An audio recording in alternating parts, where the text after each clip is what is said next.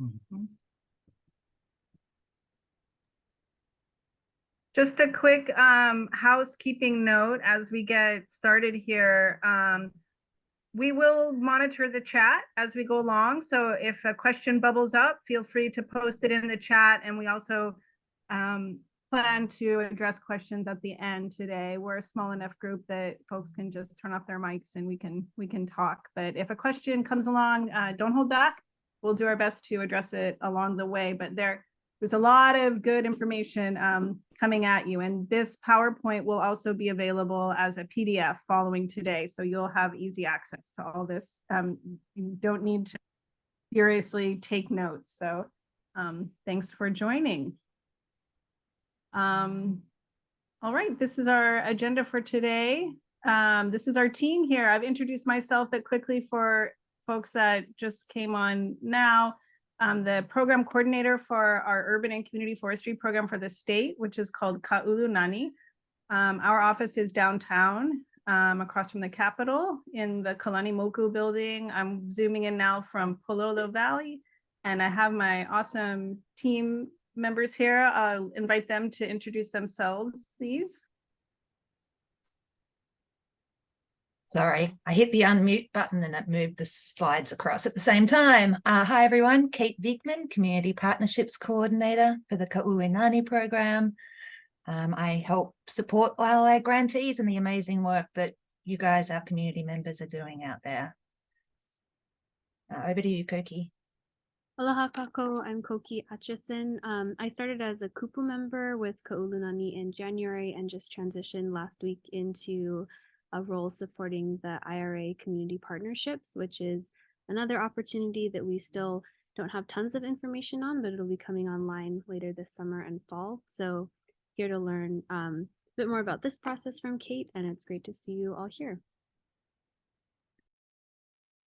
So, for those that don't know, just to give you an idea of where we are situated within this larger organization of the DLNR, the Department of Land and Natural Resources, you might know that we're governed by a board, but within the department, there's about a dozen different divisions and entities.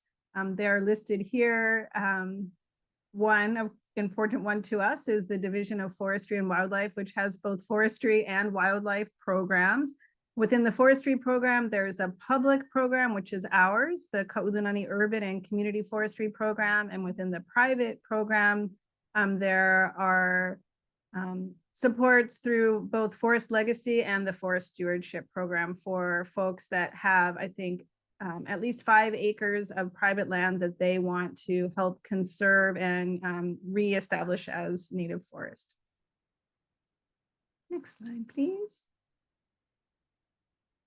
Our program here is funded through both federal and state support, and this is our actually 30th anniversary this year. In 1992, the program was initiated, but didn't really get started till the next year. And over these years, we've given almost $5 million to hundreds of community projects. Awesome work that's been done across the state. And these have all been what we call cost share grants, which is a requirement when using these US Forest Service, these federal dollars require a 1-to-1 match. And we'll talk more about what that means coming up.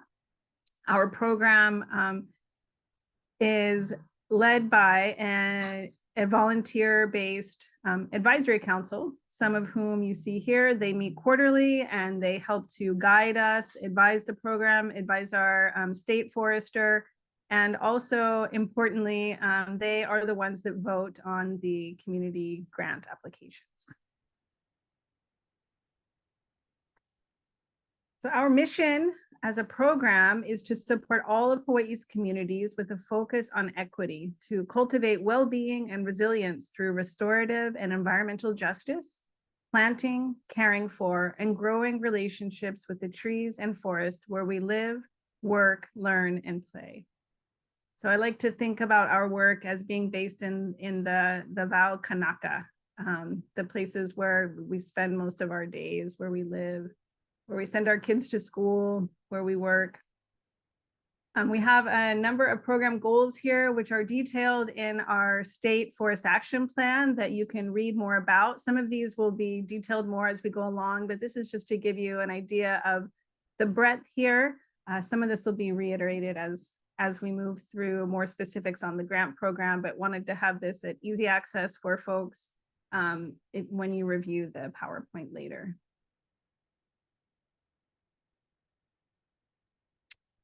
Shall I pass it over to you, Kate? Or are we diving into Oh, the... absolutely. I'm happy to go into the specifics about this RFP. Thanks, Heather. All righty. Hi again, everyone. So it's going to talk a little bit more about this specific opportunity. I presume you're all here and registered because you have seen the request for proposals, which is a much more detailed document than this, but we're going to highlight some of the most important bits for you today. Applications will be due on July 20th, 11:59 p.m. Hawaii Standard Time. The applications are online, so that is an automatic closure. The system does it. It's not like you could sneak in at 12:01 or anything like that, just so you know. The awards will be announced around August 14th, which is following the quarterly council meeting. As Heather mentioned, the advisory council will be reviewing and awarding the grants. And that is done at the quarterly meeting on the 10th of August. And we'll announce the awards in the days following that. Project periods for these grants will be September 30, 2023 to September 1, 2024. So that means all work and expenditures must be completed by September 1st, 2024. And reporting is due within 30 days of that end date of the grant period. For this community grants round, we have $100,000 available for disbursement. Grant awards, you can apply from the range of $5,000 to $20,000, and anything in between. Doesn't have to be that one or the other. As Heather mentioned, a one-to-one match is required. This can be in kind, so donations of time or equipment, and or cash. And we will go into what makes match and recording match shortly. Who can apply? All right, so any organization, non-federal entity operating within the state of Hawaii. You do not need to be a not-for-profit organization. You do need to be registered with Hawaii Compliance Express and have current Hawaii Compliance Express certification. That's a requirement for anyone, any sort of business with the state. Location, we are actively seeking to support projects across all islands.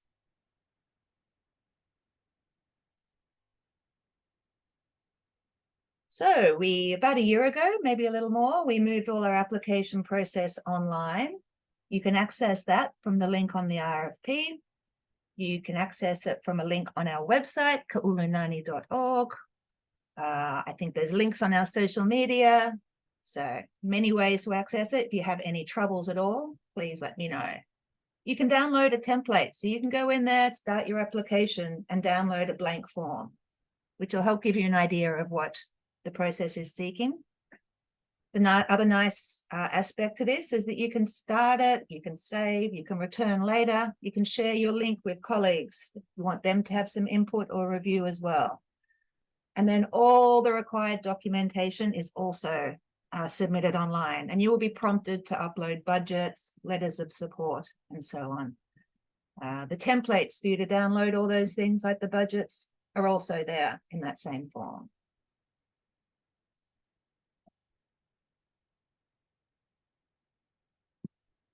So what sorts of projects are these community grants? What are we looking for? What are the council looking for? What are the priorities at the moment?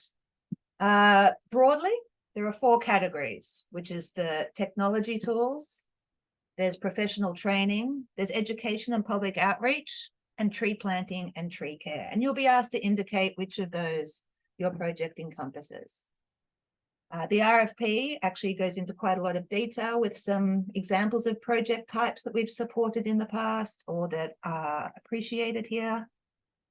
Go to kaulunani.org and check out our story map. That also shows insights into all the projects we've supported over the last nearly 30 years.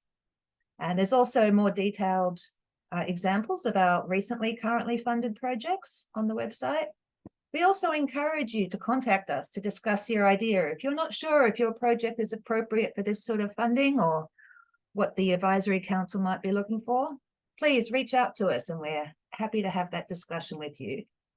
Just so you know, neither Heather, Koki, nor myself vote or evaluate these applications, which really gives us this flexibility to support you in the application and writing process. So not just moving on from eligible projects, but eligible expenses, because these are federal funds through the US Forest Service, there are certain rules around what they can be spent on.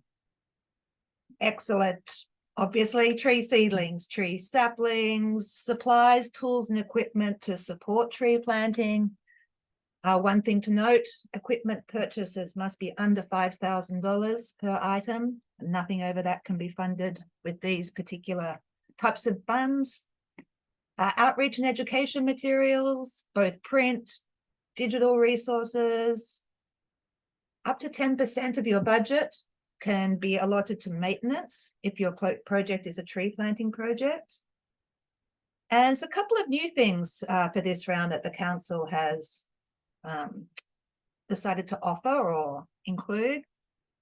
So previously, no staff costs were eligible to be funded by these grants. They could be used for match, but not for funding.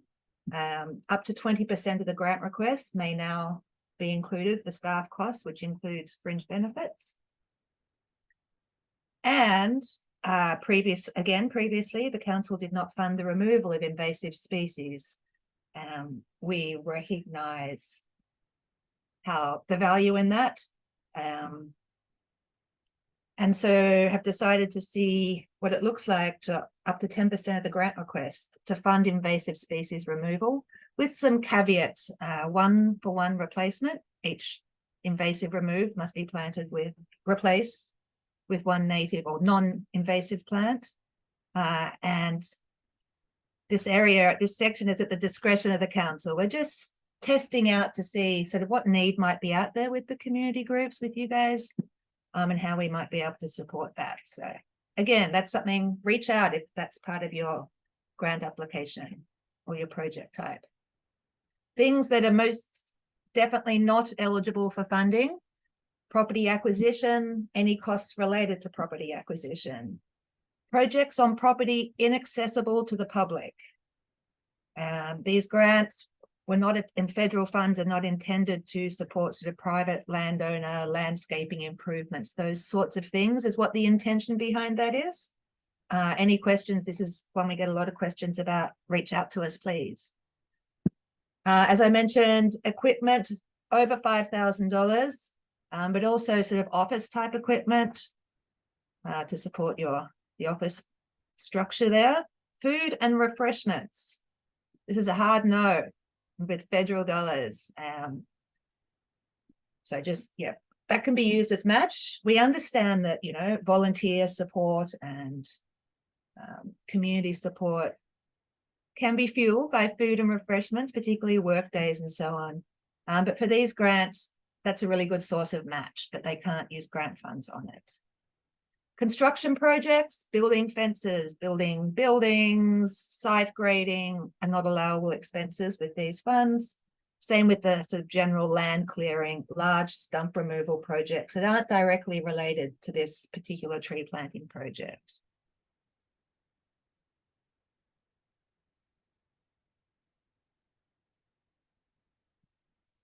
Cost sharing. What does that actually mean when we say these are cost share grants? Means that every grant dollar must be matched with non-federal funds. For example, if you're requesting $2,000, you must also match that with $2,000 at least in non-federal funds. This is most commonly done through volunteer time, in-kind match. Note at the bottom, the 2023 volunteer rate. for Hawaii is $33.48 an hour. So you can use that when creating your budgets and calculating the number of volunteer hours and what that will contribute to your project. Things like professional services, you might have an arborist donate their services to you.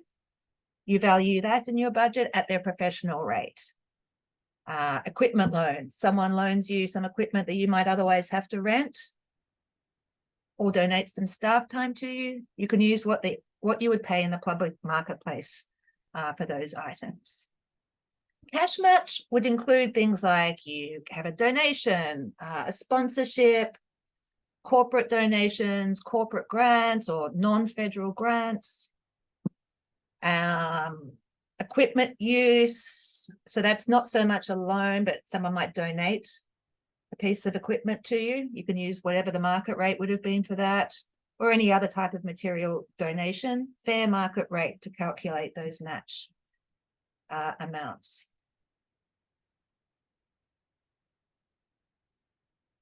So the other thing about these grants is that they're reimbursement grants.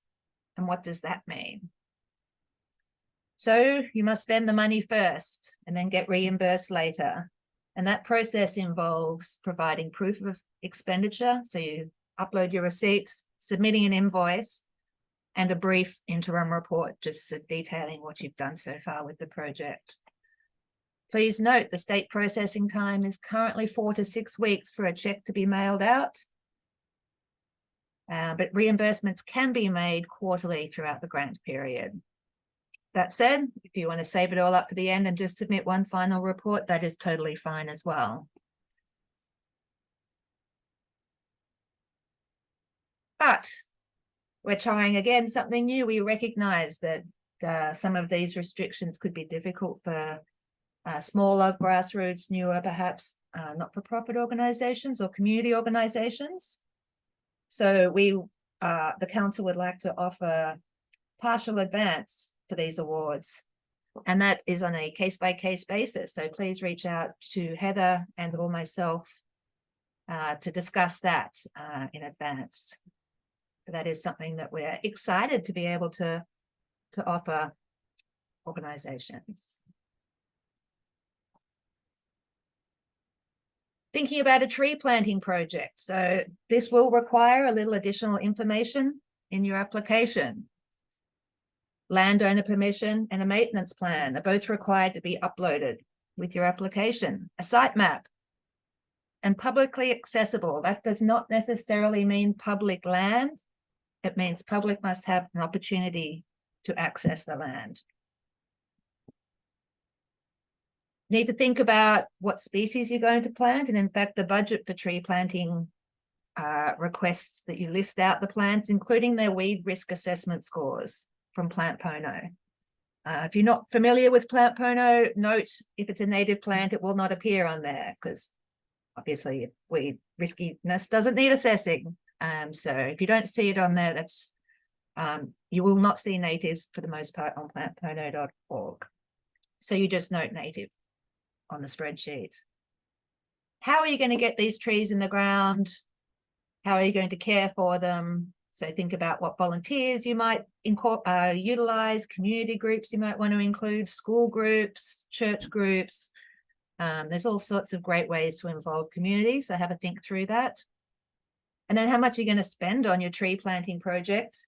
You are required to upload one nursery bid or one nursery quote in writing. Think about the supplies you're going to need. Think about the cost of your maintenance. So just things to think through specifically with the tree planting projects. The applications are reviewed by the Grants and Awards Committee of the Kaulunani Advisory Council, and then reviewed by the recommended applications reviewed by the entire council.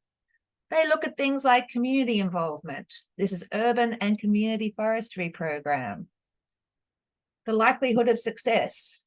Does the funds requested make sense for what the proposed outcomes are? Is there a clearly defined purpose? Are they able to understand exactly what you're wanting to do and how it's going to impact your community? If you happen to be a tree city, a tree campus K-12 community, You'll probably receive some extra points in the evaluation. Also, priority consideration may be given to first-time applicants and those demonstrating additional or unique needs.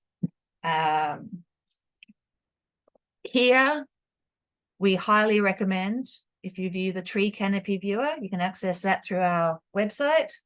And if you have a look at the Inflation Reduction Act layer that's been added on there, that gives some great definitions, I guess, guidelines for what here in Hawaii is considered a priority community for investments. So have a look at that. Lots of resources to help you out, all available via links on our website. And what to expect? How does this whole thing kind of work? You can see here, this is sort of how the process pans out. 4 to 6 weeks for processing is pretty much standard for all aspects. So the grant agreements and setting up the procurement processes, again, through to processing invoices and sending out reimbursement checks, all takes around that period of time.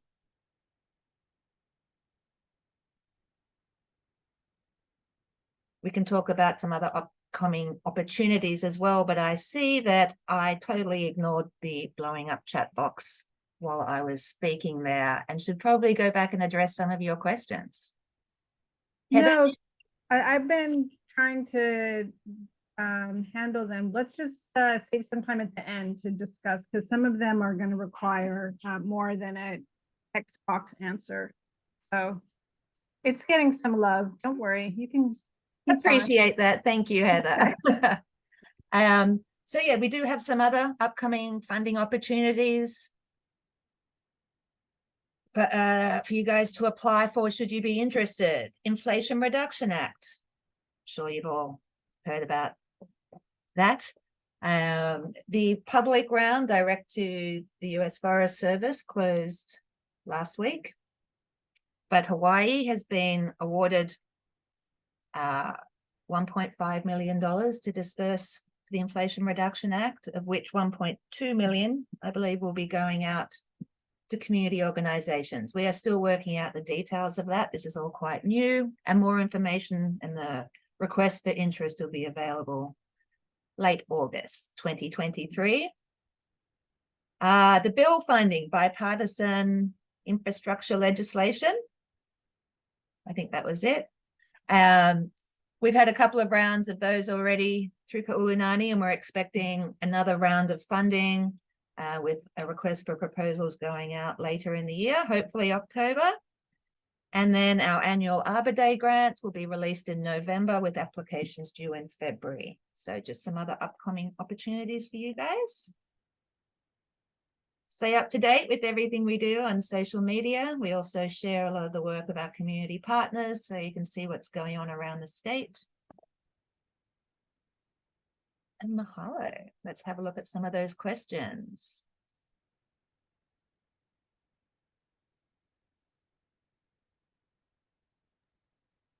Heather, do you want to get a start on anything on the ones while I just have a quick review? Yeah, for sure. Maybe I'll just kind of take it from the top, because actually most of these questions would do better to have a conversation with, although I did try and address them in the chat. All right, so starting with Stephanie, she's wondering, how can folks tell what's the best fit for them, this opportunity here or the up and coming one for the Inflation Reduction Act funds that will be announced later in the summer? So let me just kind of talk through how I see it, and I'll invite Kate and Koki to chime in if they have additional thoughts or corrections there. So, I mean, this is our signature grant program, if you will. One thing about it, you know, the one that's being discussed now and offered now, one interesting and great thing about it is we usually don't offer $100,000 for this. Usually the pot of money available is half that, or even 35,000. So this is something that has allowed us to keep our relationships with community projects for a long time. And the norm for projects supported by the feds, by the Forest Service, is that all of those projects have to be matched dollar for dollar. So what's happening now with the Inflation Reduction Act and the bipartisan infrastructure law funding, Hawaii has match waivers for that, which is very, I don't want to say unheard of, but it's very rare to get that. So, that's one difference, is that these require match and the others will not require match. However, I expect that this, also depends on the amount of funding that your project desires. This low end is 5,000 up to 15,000 for the opportunity we're talking about today. For BIL funding, for bill funding, it's up to $50,000. For the Inflation Reduction Act funding, the ceiling is going to be even higher, and we're still confirming that with our advisory council, but it will be more than 100,000 because we do have 1.2 billion to re-grant through the Inflation Reduction Act funds. So part of it depends on what size of a project you have and how soon you want access to the funds. If you apply to this one, you're going to have access to the funds the soonest. I also expect that this one will be, I don't have a crystal ball, but I do expect that this one will be less competitive than the others. So if you fit within this range, you might have a better chance at getting funding. For the Inflation Reduction Act funding, I think the floor, the lowest amount you can apply for, will be higher than 15,000, right? So if that's an easy way to make a decision purely based on funding, is if your project is more than 15 or more than 50, you should consider the Inflation Reduction Act funding. But hard for you to weigh that all now because we haven't released the RFP. So I know it's a little tricky. Did anyone, can you just show your hand, apply for the Forest Service Inflation Reduction Act, NOFO, or Notice of Funding Opportunity, urban and community forest funding that was due on June 1st? Did anyone apply for that? Okay. I'm glad about that, because if you're getting 100,000 to $50 million, we'd rather not offer you $5,000 through this program, right? This is for a different size and fit of project. Those are some of the differences that come across my mind. Are there other points of difference that you would add, Kate or Koki, at this point? No, but Callie, I see you have a question there. Yeah, and I'm sorry if I missed this, but say we wanted to apply for this round of funding, but then we'd like to continue expanding our program. If we do receive this funding, would we then not be able to apply for the IRA and other funding sources? That is a good question that we haven't really finalized yet. Typically, we don't like, typically the council hasn't allowed grantees to have more than one grant open at a time. But that was before all these multiple lines of funding were available. And so I would like to get back to you on that. Yeah.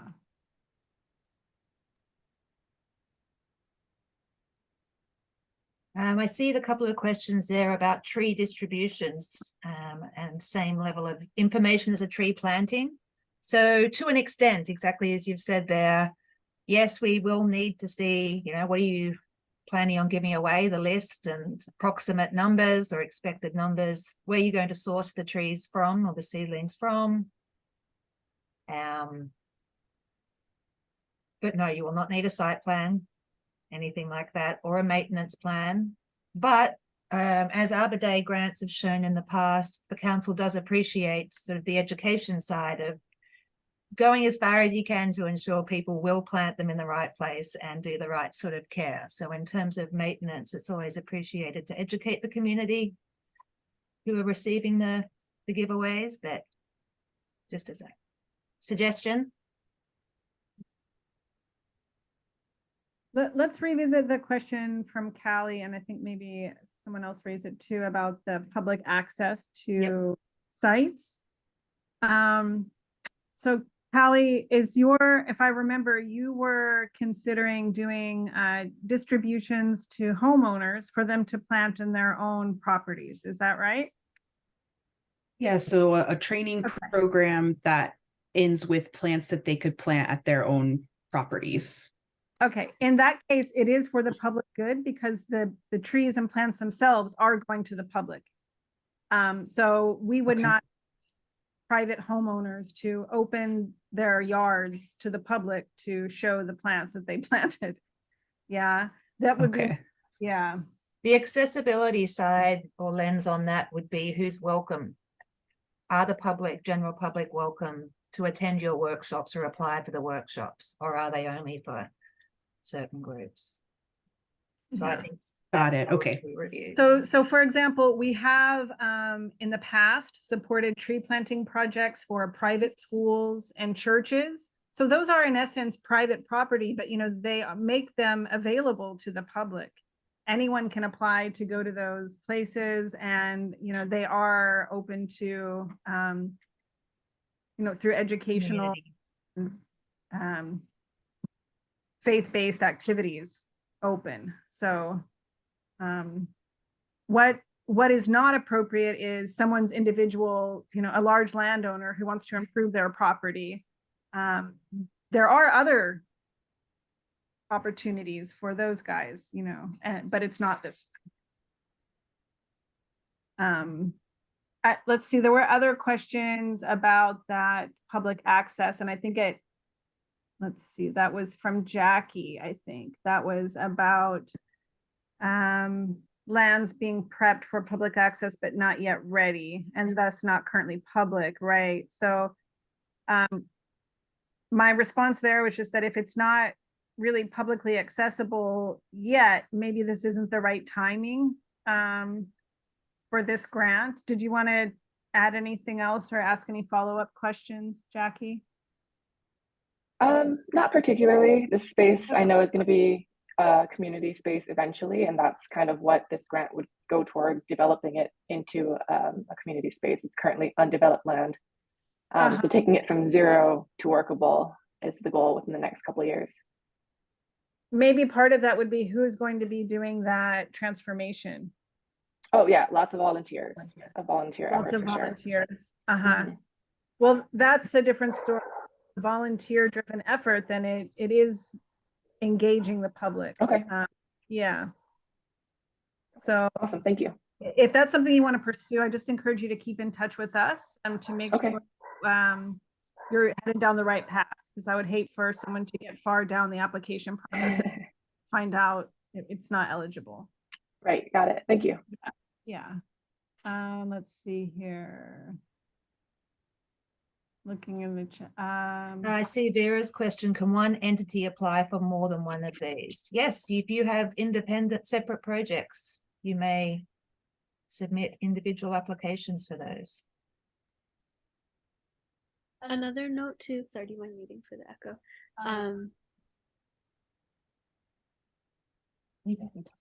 Okay, I think it's echoing from this.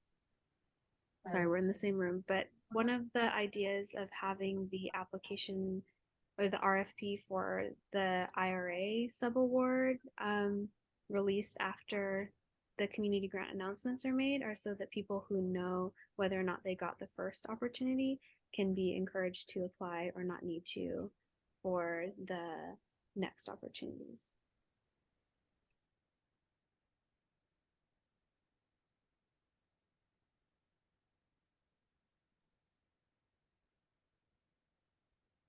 Hey everybody, are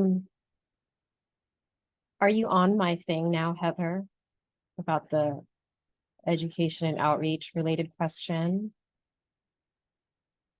Yeah, yeah. And even this is kind of new territory for us.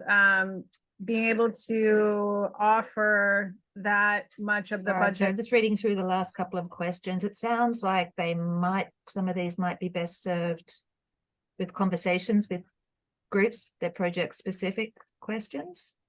Hmm. Dottie, I see you've got the list of priority communities, and where is that? If you head over to our tree canopy viewer, which is accessed, I think Koki put the link in there, but it's also accessed via our website. One of the layers you can click on there says IRA, or Inflation Reduction Act. By turning on that layer, the map will show you what is considered Hawaii's priority communities, at least under IRA, and we'll be utilizing those same guidelines.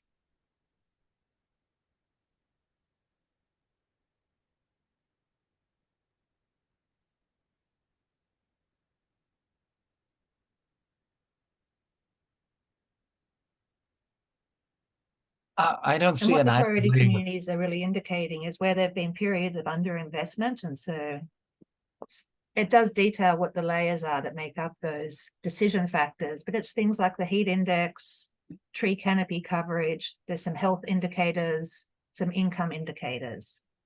So just to give you some idea of what that is looking at and what we're seeking to support there.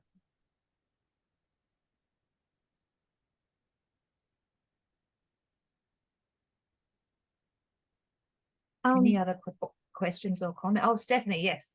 Yeah, I'm sorry. I can't keep hear like you for some reason. speaking in spurts and like not completing my sentences. So I Sorry, apologize. Stephanie, I can't hear you at all, Ah, okay. even though it says you're not on mute. No, I can hear her Is fine. that me? Could be. Yeah, I'm Oh, talking. okay, that's me. Sorry. Think I'd be good at this by now. Go ahead, Stephanie. Yeah, I just wanted to say aloha to everyone. Nice to see everybody. Thanks for bringing us together.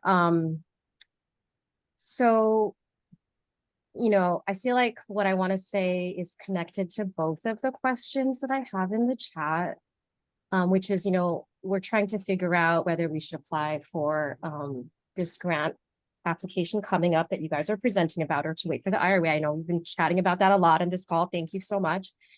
And because our project is like it's a public outreach and education project, the end product is not actually going to result in tree plantings. Hopefully the end result is an increase in public awareness. And it's really about directing energy and working with community on a specific project that we're kind of feeling excited about. And one of the restrictions on this community, this upcoming grant, I don't know what to call it. I'm going to call it the USDA one for lack of a better handle on the language on this. I know one of the restrictions is only 20% of the budget can go into staff costs, but for the nature of this project, actually the majority of the work is the time and the energy in working with community. So that's sort of a weird conundrum related to this kind of work. And I'm wondering if this same restriction will also be true for the IRA grant. And as I'm saying this, I'm like, maybe I should go back to that NOFO grant, the IRA grant, because whatever restrictions are in there might also be true for this. That's a question. So thanks for letting me share. Yeah, so I'm happy to start a response on that. So with the NOFO and the IRA ones, that 20% was really about admin costs. So for example, you could put a lot of your staff budget into that one, into the IRA NOFO, if it was project related. So the administration side could only be 20%. Does that help with the IRA ones?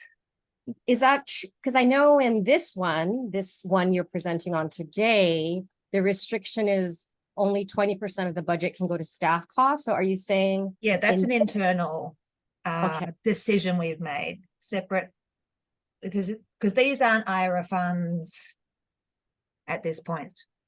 So yeah, I'm wondering, so what I'm hearing you say is for the IRA one, 20% of the budget must, only 20% is dedicated to administrative funds. But in the instance of our project, it's like staff time, and that would be fundable for the rest of the 100% example. Yes, because that's direct work directly related to the project, not administering the project. Got it. Awesome. But for this one, would the same also be true, that only 20% of it is for administrative costs? Is that true? No, ours is for staff costs. They'll only pay up to 20% of the grant request can be on staff related expenses. Up until this point, the council hasn't really funded any staff expenses. They've staffed consultant fees, for example, but they have not, in our community grants previously, the council did not support or cover staff and fringe related expenses. Oh, so actually, if we are all consultants on the project, then that could work. It could work technically, yeah. I mean, Okay. these guidelines are to sort of give an intent, and the 20% comes from, and the council actually went back and forth on whether to put a limit on that, or because we're just trying this out to see what our community groups could use or would appreciate. These are small grants, and they're not intended to replace staff costs. So if you get a $10,000 grant from us and it goes to cover, 100% of it goes to cover staff costs, how are those staff costs covered when our grant's done? So it's not sort of intended to pay someone's salary for a chunk of time, because that's just not sustainable with the level of what these grants are. I get it. I understand the language now and what the intent is. Yeah, thank you. Thank you so much. No problem. I'm glad we could help. Maybe when we have a little break, we can just go do a screen share of the tree canopy viewer. Does that sound okay? So here's what it'll look like after you've set this up for viewing for IRA. But if you just go to the link in the chat, there's unfortunately no way to link directly to having all of the IRA layers turned on. But this is a tool that we put together for our state application for funds. It's defaulted to show a layer with just the tree canopy, like point data, like pixel data. But there's also different like polygons or sections that are shown. So up in this upper right, there's this small IRA button. You don't really know to look for it until you look for it. And then these different 5 factors that we're using for communication with the US Forest Service about what works in Hawaii. So the first one is their tool, CJUST, which stands for Climate and Environmental Justice Screening Tool, which doesn't really show all of the areas that could use additional investment in urban and community forestry. So okay, I think it's easier to see if you turn off the tree canopy layer just for now. Sure. Yeah, no problem. Let me move this out of the way. Okay, yeah, you're right. So yeah, these would be, if we just did the default federal, this would be all of the areas that are eligible, which is not the goals of the program here. So we proposed and got approved to offer match waivers for these additional priorities. So greater than 1% Native Hawaiian population, so that excludes very few areas. Also low urban tree canopy, I think our threshold was 30% there. High urban heat, and then low income based on the being in a Title I school area at the elementary school level. So kind of a more granular, smaller scale. So if you were to use this tool with all of those layers on, you could zoom into your project area and then click on where your project is at. Maybe that doesn't work. To see what layers are applicable there. I thought that worked. But anyway, you can turn them on and off to kind of see what is fulfilled by the project area that you're at. And This, when you have a little bit of practice, is easy to use, but if you don't use GIS much, it can be tricky. So we're definitely available for more walkthroughs if that's helpful.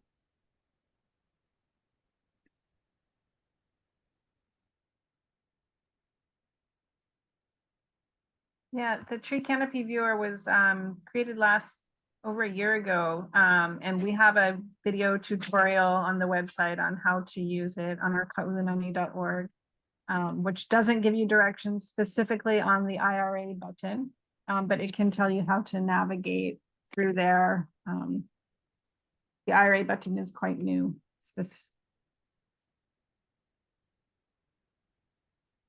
see. So will it be necessary to, I guess, once you have all 5 layers, it's most of the state, for the communities that we're interested in reaching, do they need to meet all 5 criteria, or is it enough just to meet 1 or 2? Or, and I'm sorry if I'm asking an IRA question when I know this is dedicated for. So Yeah, I could, okay. It needs to meet at least 1. The more met, the more competitive you'll be. And so although those are for IRA specifically, they are almost all represented in the original layers that we have on the tree canopy viewer because we thought they were important. The difference is those layers on the left side, they don't have thresholds. So they're not making any cutoffs. For example, it gives average income, but it's not making a discernment like Title I school, which has with a certain poverty threshold and the number of students in that community. It has urban heat island, or it has the urban heat severity index, which goes from mild to severe, but it's not dedicating any particular preference there. Whereas for the IRA button, it's saying the preference or the priority is for moderate to severe. With the tree canopy viewer, you can see the % urban tree canopy coverage in any part of the state, but with the IRA layer, it's going to show you specifically where there's less than 30% in any one given census tract. So that's the big difference. Almost everything that's in the IRA button layers, except for CGEST, is represented on the other layers. Just the original version didn't have these thresholds for making, for identifying what number counts as a priority, right? Does that make sense? and that IRA option will be put in there, right? Because I don't think I saw it just now, or did I miss that? Everything that Koki did was with the IRA button. Oh, okay. You have the additional step to do the check boxes for the layers. So if they didn't show up right away, we can try that. And it is a pretty small button. So I'm making a note to see too if we can put a key for those thresholds to make the map a little more user friendly.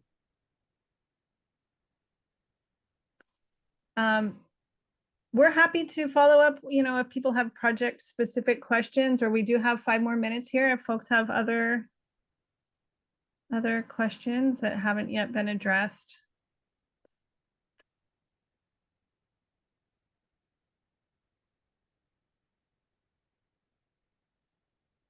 Great. Well, it's good to see some familiar faces and some new faces here. All of the work that you're doing is exciting, and glad to be able to learn about it and connect with each one of you.